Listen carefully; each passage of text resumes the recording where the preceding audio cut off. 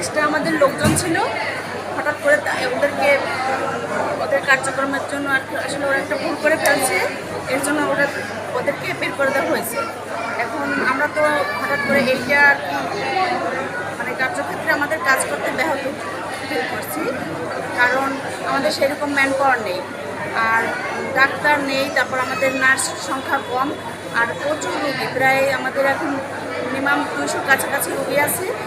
আমাদের নার্সও কম, ডাক্তারও কম, আর রুগীদের এর মধ্য থেকে আমরা চেষ্টা করতেছি আমাদের যতটুকু সম্ভব সেবা দেওয়ার জন্য।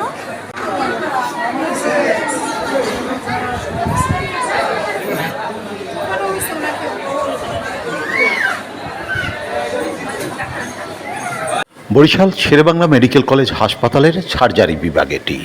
এই মুহূর্তে এখানে রয়েছে পর্যাপ্ত লোকবল সংকট এবং অভিজ্ঞ চিকিৎসকের অভাব। যন্ত্রণায় ছটফট করছেন বেশিরভাগ রোগী। পরিস্থিতি সামাল দিতে দ্রুত ব্যবস্থা না নেওয়া হলে চরম ভোগান্তিতে পড়বে দক্ষিণাঞ্চলের এই হাসপাতালটি। ইতিপূর্বে এই হাসপাতালের চিকিৎসা সেবা নিশ্চিত করতে স্বাস্থ্যমন্ত্রী সাখাওয়াত হোসেন বকুল 10 জন বিশেষজ্ঞ চিকিৎসক দুদিনের মধ্যে পাঠাবার ঘোষণা দিয়েছিলেন, অথচ মাস অতিবাহিত হলেও সেই চিকিৎসক আজ পর্যন্ত আসেনি। এদিকে 500 শয্যার হাসপাতালকে 2013 সালে 1000 শয্যায় উন্নীত করা হলেও লোকবল ও চিকিৎসক রয়েছে সেই 500 শয্যার অনুকূলে। আর সেই সময় থেকেই এই হাসপাতালে অনিয়মের শুরু। যে অনিয়ম থেকে হাসপাতালটিকে বাঁচাতে উদ্যোগ নিচ্ছে বর্তমান প্রশাসন, এবং সেক্ষেত্রেও শুরু হয়েছে রাজনৈতিক বিভিন্ন চাপ। এই যে 2500 প্লাস যে বিদ্যমান রোগী, সেই বিদ্যমান রোগীকে সেবা দিতে এই 500 বেডের অর্গানোগ্রামের অনুযায়ী চিকিৎসকরা হিমশিম খাচ্ছে। তো প্রথমে যেটা দরকার, আমাদের অর্গানোগ্রামটাকে 500 বেড থেকে উন্নীত করে অন্তত আমাদের 1000 বেডের যে প্রশাসনিক অনুমোদন আছে, সেই 1000 বেডের এগেনস্টে আমাদের ম্যান পাওয়ার দরকার। এটা হচ্ছে আমাদের খুবই প্রারম্ভিক এবং প্রাথমিক চাহিদা। আর একটা সমস্যা হচ্ছে, আমরা বিভিন্ন ধরনের অভিযোগ হচ্ছে কিছু এক্সট্রা লোক হাসপাতালে কাজ করে, যারা আমাদের সরকারি রেভিনিউ কর্মচারীও না, রাজস্ব কর্মচারীও না, আমাদের আউটসোর্সিং ভিত্তিতে নিয়োজিত কর্মচারীও না। এগুলো কোনো ধরনের কোনো সঠিক পরিসংখ্যান ওইভাবে ছিল না, কিন্তু আমরা যেটা করছি এখন চিরুনি অভিযান চালাচ্ছি বিভিন্ন অভিযোগের প্রেক্ষিতে। আজকেও অলরেডি অভিযান পরিচালিত হয়েছে, সব ধরনের এক্সট্রাদেরকে হাসপাতাল থেকে আমরা এখন বের করে দিচ্ছি। আগেও দিয়েছিলাম, কিন্তু যেটা বললাম যে এটা যেহেতু এদের কোনো নির্দিষ্ট ইউনিফর্ম নাই, এক্ষেত্রে আমাদের ওয়ার্ডের নার্সিং ইনচার্জ এবং ওয়ার্ডের যারা ওয়ার্ড ইনচার্জ আছেন আমাদের চিকিৎসকরা, তাদেরকেও বারবার এর ক্ষেত্রে এখন সচেতন করে দেওয়া হচ্ছে।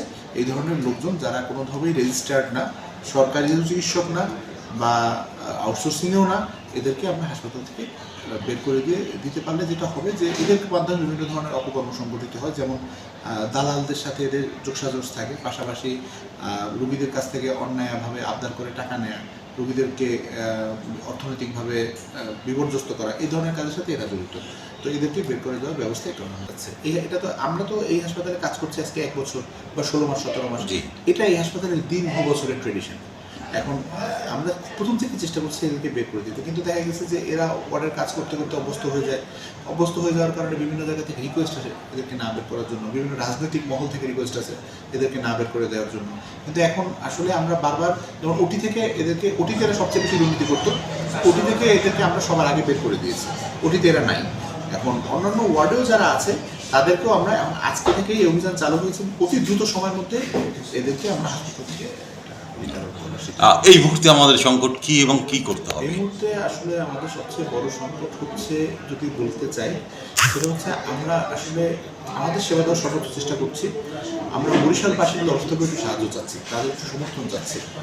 ইতিপূর্বে 200 টাকার জন্য অক্সিজেন খুলে দেয়া, হাসপাতালে অগ্নিকাণ্ড এবং দালাল চক্রের দৌরাত্ম্য সহ বিভিন্ন সময় বিভিন্ন সংকট তৈরি হয়েছে এই হাসপাতালকে ঘিরে, যার পিছনে রয়েছে ভয়ঙ্কর স্বার্থ সংশ্লিষ্ট সিন্ডিকেট এবং এদের নিয়ন্ত্রণ করছে স্থানীয় রাজনীতি।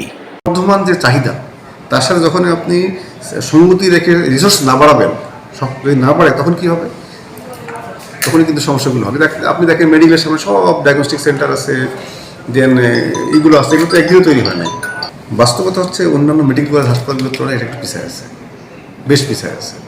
তো এই জন্য সবাই মিলে যদি উদ্যোগে নেয় এবং সাপোর্ট করতে হবে ডাক্তারদেরকে, কর্মচারীদেরকে সাপোর্ট করতে হবে।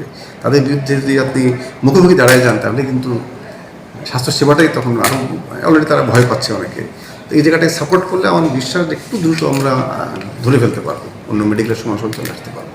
এই সাপোর্টটা কাদের কাছে আশা করছে? সবাই, আপনাদের সবার কাছে, জনগণ, জনতা, সাংবাদিক, যারা যারা কি ইউজার এন্ড যারা রোগী হিসাবে আসেন তারা এবং তার আত্মীয় স্বজন। আসলে আমরা হচ্ছে রোগীর দর্শনার্থী হিসেবে ইমার্জেন্সি চলে আসা, তবে শেরেবাংলার অবস্থা আগে থেকে অনেক উন্নত হয়েছে, কিছুটা পরিবেশ ভালো হয়েছে, কিন্তু ওই যে দালাল চক্র এবং সরকারি কর্মকর্তা কর্মচারী সহ এখানকার স্টাফদের যে হাম্বর ভাব যে আমরা এদেশের রাজত্বকরণের লোক, এইগুলা কমে নাই। অর্থাৎ তাদের আন্তরিকতার ঘাটতি আছে। পাশাপাশি হচ্ছে ইনফ্রাস্ট্রাকচার যে ডেভেলপমেন্ট যেটা দরকার না, সেইটা তারা বেশি করতেছে। তার থেকে হচ্ছে রোগীদের সেবামূলক যে ব্যবস্থাটা সেটা করা হচ্ছে কম। সেবাচিমের পরিবেশ এবং চিকিৎসা মান নিয়ে সন্তুষ্ট সাধারণ রোগীরা। তাদের বক্তব্য বেশ স্পষ্ট। একটু জোরে বলেন। জি, কি অবস্থা আমাদের হাসপাতালে চিকিৎসার পরে? কতটা ভালো? অনেক ভালো, আগের থেকে অনেক ভালো। আগে একবার আইছিলাম আমি, এখানে আমলে তেরো একটা রুগীর গুরুত্ব দেন, কিন্তু এখন ভালো গুরুত্ব দেন। এটাই সবচেয়ে ভালো, আমাদের সাধারণ পাবলিকের জন্য এটাই ভালো। এখন ভালো দেখছি, এখন পরিস্থিতি ভালো, পরিষ্কার পরিচ্ছন্ন আগের তুলনায় বেশি, কিন্তু ডাক্তারের কম, ডাক্তারের সচেতনতা কম। আচ্ছা, এইটা কি আপনার পরামর্শ কি এই জন্য? এদের ডাক্তাররা আরও সচেতন থাকা দরকার। রুগীর এই সময় দিয়ে এই ভিতরে থাকে না, বাইরে যায়, আবার ইচ্ছে মতো আসে, তাতে আমাদের জনগণের একটু ভোগান্তি বেশি হয়। আপনারা কি চিকিৎসা সেবা পাইছেন ভালোভাবে?